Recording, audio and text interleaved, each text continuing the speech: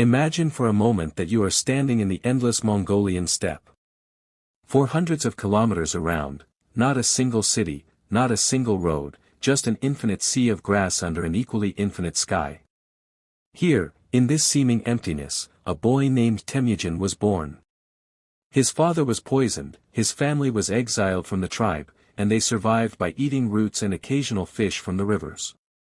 This boy didn't just rise from rags to riches, he rose from absolute zero to become the owner of the largest land empire in human history.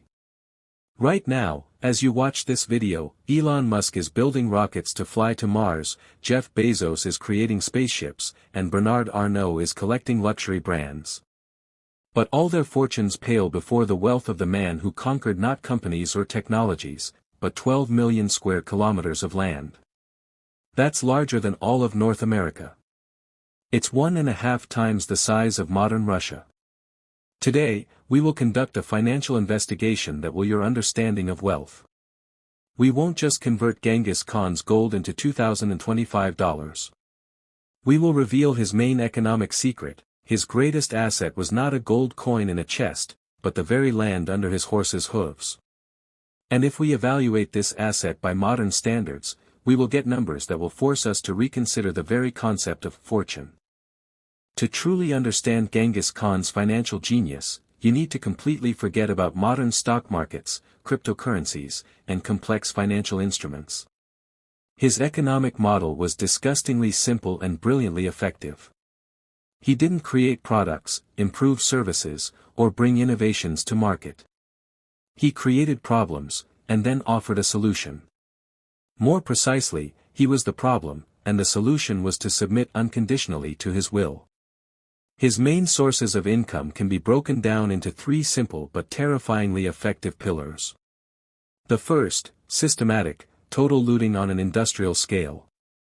Every conquered city paid a contribution, and this meant that all the gold, all the silver, every jewel, every piece of silk, every weapon, and every animal went into his treasury. The second pillar, annual tribute. Conquered peoples paid a regular tax, up to 10% of all their production, grain, livestock, crafted goods, everything produced on their lands. The third pillar, the most valuable and most terrible commodity, people. Millions of men, women, and children became the living currency of his empire, a tradable commodity, labor power. But the most brilliant, most underestimated asset of Genghis Khan is often overlooked by historians. While European kings and dukes fought bloody wars over patches of land the size of a modern city park, Genghis Khan thought in different categories. He didn't conquer cities or provinces, he conquered entire ecosystems, climatic zones, geographical regions. His empire stretched from the icy expanses of Siberia to the hot deserts of Persia, from the Pacific coast of China to the gates of Vienna in the heart of Europe. Let's try to grasp the scale. 12 million square kilometers, that's roughly 3 billion acres of land. Even if we value this land at the most modest, lowest market price for pastureland, just $1,000 per acre, we find that this single asset, the land alone, is worth $3 trillion. But this is just the foundation, the base.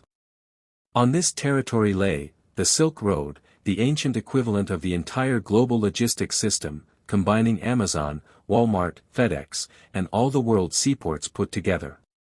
The gold and silver mines of the Altai, Urals, and Tibet, which fed the economies of dozens of civilizations.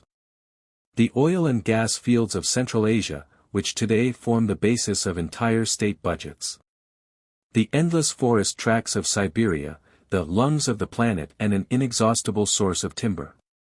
The most fertile agricultural lands of China and Persia.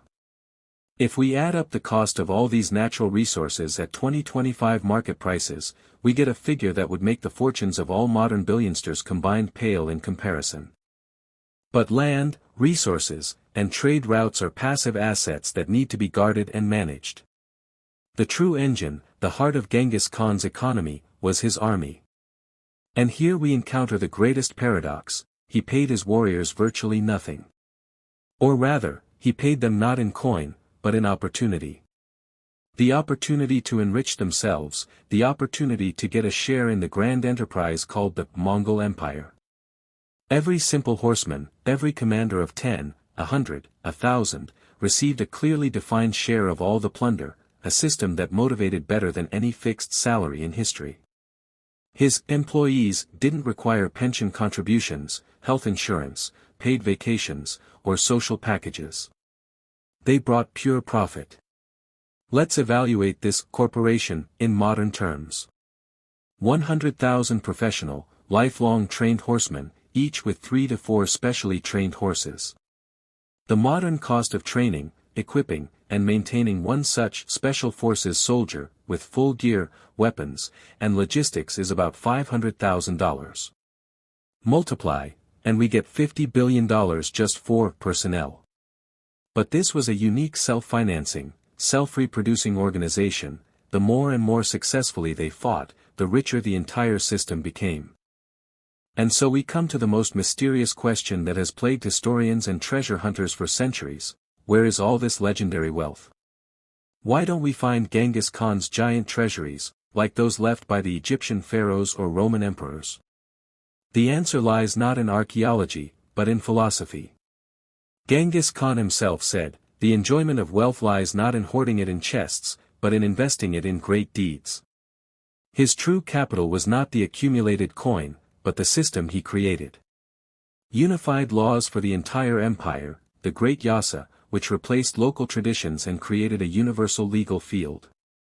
Protected, safe trade routes for thousands of kilometers, along which merchants could travel with gold, unafraid of bandits. The brilliant system of postal stations, the YAM, which allowed messages and orders to be transmitted at a speed of 200 to 300 kilometers per day, faster than ever before in history until the telegraph. His wealth was invested not in gold bars, but in infrastructure, technology, systems of governance that outlived him by centuries. When he died, his empire did not collapse and was not plundered, it continued to grow and prosper. His sons and grandsons became rulers of the wealthiest and most cultured states of their time, from China to Persia, from Rus to Central Asia. So what is the final verdict of our financial investigation? If we add up the cost of all the lands, all the natural resources, all the trade routes, all the infrastructure, and all the human capital that Genghis Khan controlled at the peak of his power, and converted into $2025, we get a staggering figure ranging between $5 and $7 trillion. To give you a sense of scale, that is 5 times the current net worth of Jeff Bezos. It is more than the annual GDP of developed countries like Japan or Germany. But his story teaches us a much deeper lesson. True, enduring wealth is not what you can put in your personal chest, but what you can build on conquered land. He was not just a plunderer and destroyer, he was, perhaps, the greatest venture capitalist in history, who invested not in startups, but in entire civilizations and cultures. Do you think it's even possible to adequately measure the legacy of such titans of history in money? And whose financial biography would you like to see in our next investigations? Alexander the Great, the ruthless Tamerlane, or perhaps the mysterious Egyptian pharaohs? Your opinion truly matters to us. Write in the comments. If this journey into the endless steppe to the greatest conqueror of all time has made you think about the nature of true wealth, support our channel with a subscription and the bell. More amazing discoveries await us ahead. And thanks for watching.